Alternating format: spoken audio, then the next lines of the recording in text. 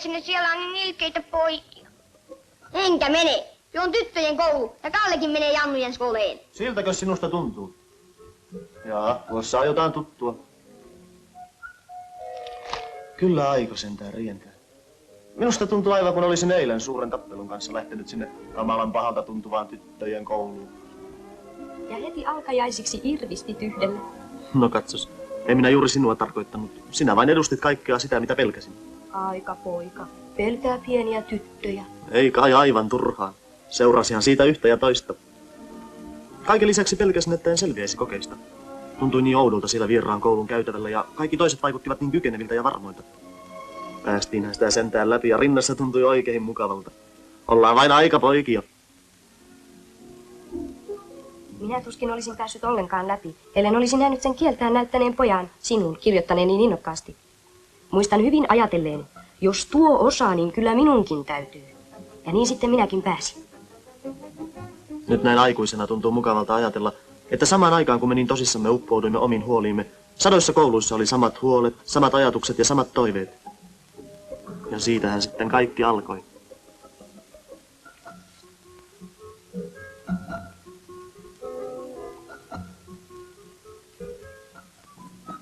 Ensi vuodet kuluivat, eikä se yhteiskoulu enää niin pahalta tuntunutkaan. Niin, ja melkein joka aamu tapasin mennessäni kouluun saman tytön, joka tuli aina samasta porttikäytävästä tälle yhteiselle koulutielle. Silloin en vielä ajatellut, kuinka kauniisti Koskenniemi oli tuon tunnelman kuvannut runossaan Koulutie. Olen unessa useasti sinun kadullas koulutie, kotiportilta kouluun asti minun askeleeni vie. Talot matalat kahta puolta, miten tunnen ne tarkalleen. Yli niiden mäeltä tuolta kohoo kirkko tornineen. Ja mun matkani keskitiellä näkyy ihana aamuinen, tytön sinisen kohtaan siellä ja katseen sinisen. Jos luulit, ettei muka nähnyt sinua, niin erehdyit. Näin sinut joka kerta. Sinun nenälläsi oli taipumus vuotaa.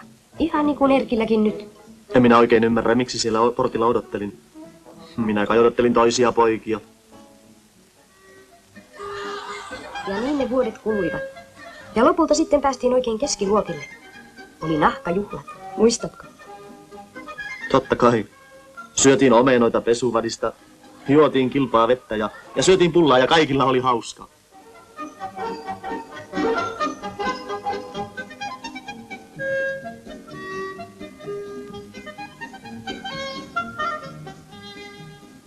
Se kynätemppu oli hauska.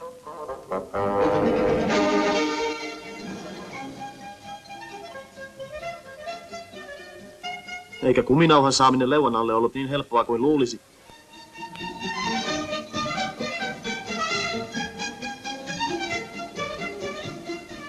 Ja sitten meidät kastettiin. Katsojilla oli valtavan hauskaa. Ja meillä kastettavillakin.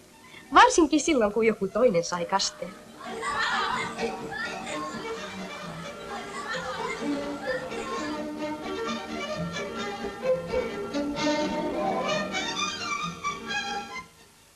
Ja lopulta sitten oltiin 6. luokalla. Muistan hyvin sen kevään.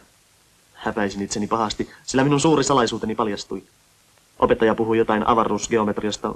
Ainakin se kuului silloiseen kurssiin, en minä muuta muista. Minä nimittäin katselin yhtä vaaleata tytönpäätä ja en oikein itsekään tiedä, miten kaikki tapahtui. Noloa se kuitenkin oli. Siinä on nyt säännöllisistä monitahokkaista 1. Kuka tietää, montako niitä kaikkiaan on? No, Saarinen. Saarinen. Että sinä Jussi nukumaan. Ritva! Minäkin häpesin. Niin, tai en oikein tiedä. Oli se toisaalta mukavaakin, mutta ei se mikään salaisuus ollut. Ei ainakaan meidän tyttöjen kesken. Muistan sinun usein mullonkin tuijotelleen. Oi kätes mulle rauhan merkki, Sanna. Ajassa lyhyessä paljon vaadi. Ei tarvis miettiä, kun tekee hyvää. Tässä näin, kun toi kuningas on sanonut tämän ajassa lyhyessä paljon vaadi. Iske kiinni tähän, ei tarvitse miettiä. En kai minäkään sinusta aivan yhdentekevä ollut.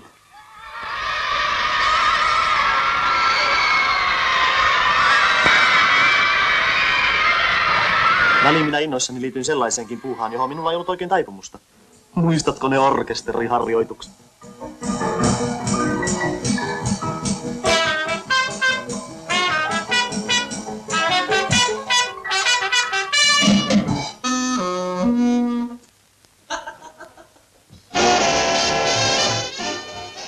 Sinulla oli muistaakseni tuo rytmitaju jo silloin hieman heikko. Ainakin sinä aina tallasit varpailleni, vaikka en ollut siitä moittia. Sinä kun yritit niin kovasti parastasi. Niinkö se olikin? Ja kuitenkin sinä kehuit tanssitaitoani.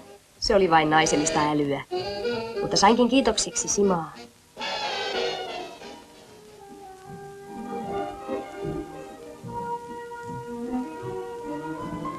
Mutta ne saattureissut.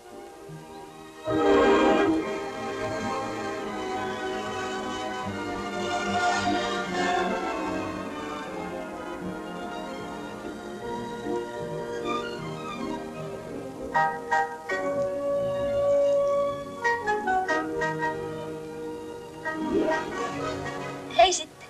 Hei. Vie jalat kuin karkelossa läpi pienen puistikon.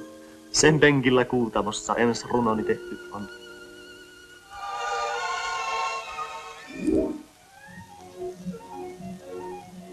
Mutta kyllä runot ja muut häipyivät mielestä, kun ylioppilaskirjoitukset alkoivat. Se oli melkein yhtä kovaa kuin sisäänpääsytutkinnossa.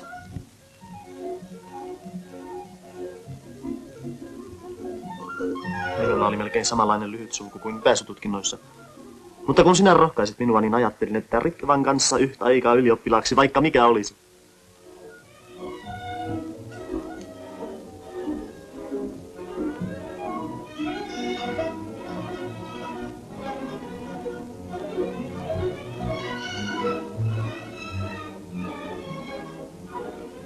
Ja siihen se koulu sitten päättyikin, ja elämän koulu alkoi.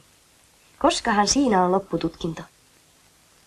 Ja mä unhotan läksyni vaivan, ja kaikki niin kauniiksi saa. Mua jossain kaukana aivan elo ihana odottaa.